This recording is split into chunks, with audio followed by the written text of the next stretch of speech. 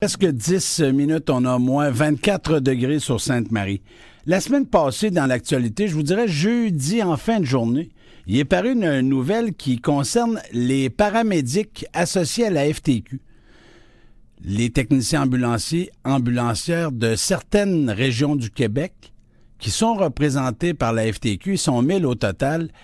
Ils ont donné le mandat de grève à leur exécutif syndical, notamment parce qu'ils sont pas contents de la lenteur des négociations avec le gouvernement du Québec. Ça fait déjà plusieurs mois, même voire des années, qui sont en attente, mais ils ont aussi dénoncé les fameux horaires de faction. Pour l'instant, cette directive-là de faire la grève n'est pas encore donnée dans la région. Mais je vous dirais que, pour en savoir davantage, on va s'entretenir avec le président du syndicat des techniciens ambulanciers de Beauce, la TASBI. C'est M. Pascal Jacques. Bon matin, M. Jacques. Bon matin, merci. Est-ce que vous avez, vous, personnellement, fait état de cette directive-là donnée par la FTQ à ses membres?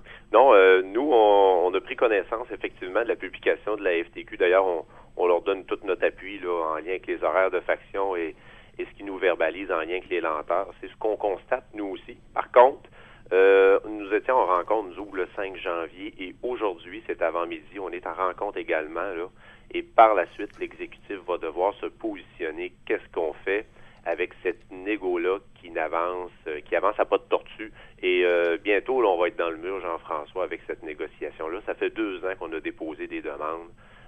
Particulièrement avec les horaires de faction là, que j'ai souvent eu la chance de m'entretenir avec vous. Là. Rappelons-le pour les gens qui ne savent pas de quoi on parle. Qu'est-ce qu'un horaire de faction? Un horaire de faction, c'est un horaire qui a été mis en place en 1989 dans le réseau préhospitalier qui vient dire que 2 paramédics qui sont de garde à leur domicile et lorsque survient un appel, doivent prendre leur véhicule personnel, se rendre à la caserne. Ils doivent rester à une distance environ de 5 minutes de la caserne. Donc, par la suite, lorsqu'ils arrivent à la caserne, prennent en charge le véhicule et se mettent en direction sur l'appel. On comprend que ça occasionne des délais de mise en route, là, qu'on peut jouer environ de 8 minutes. Donc, les gens, l'hiver, c'est plus long. L'été, ça peut être un peu plus court, considérant qu'il n'y a pas de déneigement et que les conditions routières sont meilleures. Mais ces horaires-là sont complètement désuets, amènent beaucoup de problématiques dans le réseau. Et, c'est pas d'hier là, que notre organisation... Avant d'aller plus loin, M. Jacques, là, si, par exemple, il y a 2 techniciens ambulanciers qui sont partis, qui répondent à un appel, est-ce qu'il y en a 2 autres en relais, en backup? Non, parce que justement, l'horaire de faction empêche le déploiement dynamique. Fait que quand on a un appel, c'est pas pire. Mais si on en a 2, 3, puis que les techniciens ambulanciers répondent déjà à un appel, qu'est-ce qu'on fait? On demande à la paroisse voisine, exemple, s'il n'y a plus de véhicules à Sainte-Marie, on fait appel à Saint-Sylvestre. Si Saint-Joseph, Beauceville sont sur des appels parce qu'il y a 2 horaires de faction là, à ce moment-là, on doit faire appel à une paroisse ou un village voisin, que là, encore une fois, on doit mettre deux paramédics qu'on appelle, qui se dirigent à la caserne. Fait que ça crée des trous béants sur le territoire, ça amène des problématiques où est-ce que plusieurs coroners ont déjà dit au ministre de la Santé de se pencher sur ce problématique-là, sur la couverture ambulancière. Ça donne un service à la population qui est complètement désuet, qui pouvait faire le travail en 1989, mais en 2016, cet horaire-là est complètement dépassé. Parce que je vais vous donner 2, 3 exemples, OK? Puis si je me trompe, vous me le dites, vous avez assez d'expérience dans le milieu.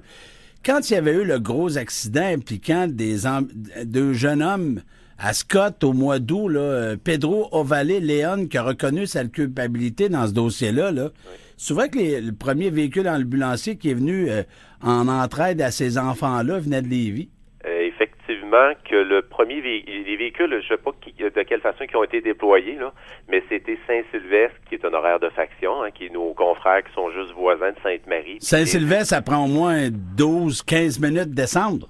Oui, puis il faut rajouter toujours bien 8-10 minutes pour que les gens se réunissent. Ils ne sont pas à la caserne, ils ne sont pas dans le camion. Puis, effectivement, il y a des paramédics, des confrères de Lévis qui se sont mis en appel parce que on a vécu un trou béant qui s'est produit sans aucun déploiement. Et puis, c'est pas de la faute aux paramédics qui sont sur le terrain. Là. C'est comme ça que cet horaire-là est déployé. Donc, mais pourquoi cet horaire-là est déployé? C'est une question d'argent. Ça coûterait quoi d'avoir des gars ou des filles en caserne, en permanence? Les gens de la Beauce, ils payent le même niveau de taxes puis d'impôts que le gars qui est à Montréal centre-ville. Là. Effectivement, il y a des régions là, comme le Saguenay-Lac-Saint-Jean où ces horaires-là sont presque quasiment disparus. En Chaudière-Appalaches puis en Estrie aussi, où on représente plusieurs paramédics, on a encore beaucoup de ces vieilles horaires-là. C'est des objectifs politiques, c'est du déploiement qui a été fait dans le temps avec différents gouvernements qui ont passé. Et en Chaudière-Appalaches et l'Estrie, on a beaucoup de ces horaires dinosaures-là toujours sur le terrain. C'est triste pour la population parce qu'on paye pas moins d'impôts au niveau du gouvernement du Québec en lien avec un horaire de faction qu'on a chez nous. Monsieur Jacques, là, il y a des gens qui vont nous dire, je l'entends déjà, on sait bien, c'est des centrales syndicales. Eux autres, tout ce qu'ils veulent, c'est de voir leurs membres travailler à temps plein. Mais corrigez-moi si je me trompe, mais les dirigeants parce que ce sont des compagnies qui dirigent le système ambulancier, là, on fait ces demandes-là à plusieurs reprises. Moi, je me souviens d'un gars comme Pierre Paquette qui avait demandé qu'on mette fin aux horaires de faction. Bon, je veux dire, à Appalaches, il y a deux grandes entreprises, là, Ambulance Dessercom et Cambie. Et les deux entreprises viendront absolument pas défendre que les horaires de faction sont d'actualité en 2016.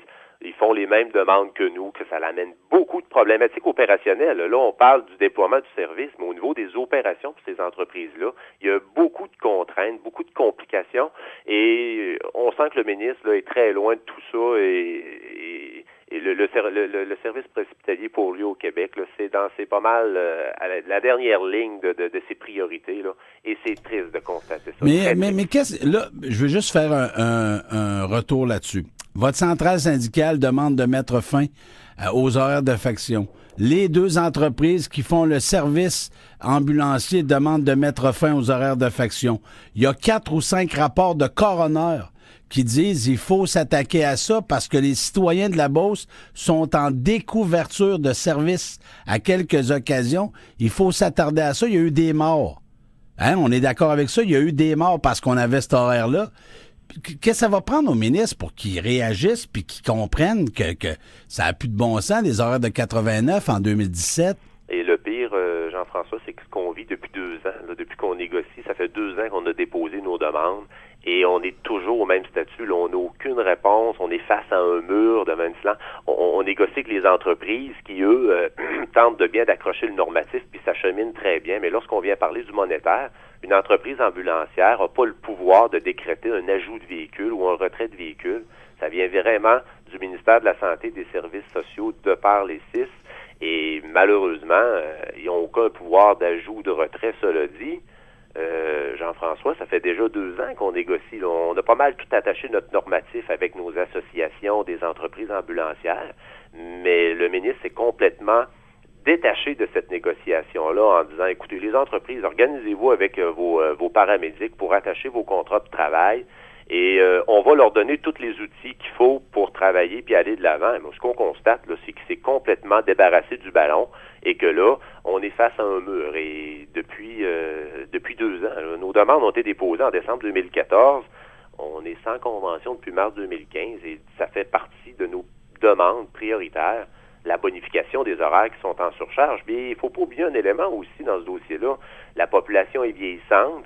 On a des tours comme le Château Bellevue, l'Oiseau Bleu Saint-Georges, dans différentes régions du Québec qui poussent des personnes à haut risque de transport ambulancier qui viennent s'installer dans des grands centres parce que les soins sont davantage là et ça ne vient pas diminuer la quantité de charge de travail sur ces véhicules-là. Donc, les véhicules sont de plus en plus absents de leur caserne, sont de plus en plus absents de leur zone qu'ils doivent découvrir. Donc, le problème ne fait que s'amplifier. Mais j'imagine que, quand on écoute votre discours, que les élus locaux vous ont appuyé dans ça, les maires, les conseillers municipaux, la MRC, tout le monde a dit ça a toujours bien pas de bon sens qu'on n'ait pas le service qu'il faut. On a eu des MRC qui nous ont appuyés. On a tout été les rencontrer pour avoir leur appui. Je vous dirais que certaines MRC nous ont appuyés par une lettre qu'on a déposée au ministère. D'autres étaient plus frileux, considérant que ce n'était pas dans leur enveloppe budgétaire à eux et ont préféré tenir silence à certains égards, particulièrement Et en toute transparence, là, Beauce-Nord, la MRC, là, où est-ce que nous sommes ici à Sainte-Marie, n'a pas souhaité donner l'appui de par le préfet. Là, à l'époque, c'était le maire de Saint-Éliard, je crois que c'est toujours lui. Là, Monsieur Lehoux? Oui, exactement. On n'a pas appuyé votre demande? Non, ils ont préféré tenir silence face à ces demandes-là. C'est avec déception parce que c'est dans les MRC qui n'ont pas souhaité aider, du moins, ou le service à donner à notre population. Ah, puis quand vous avez vu pousser la clinique médicale, j'imagine que ça vous a fait sursauter.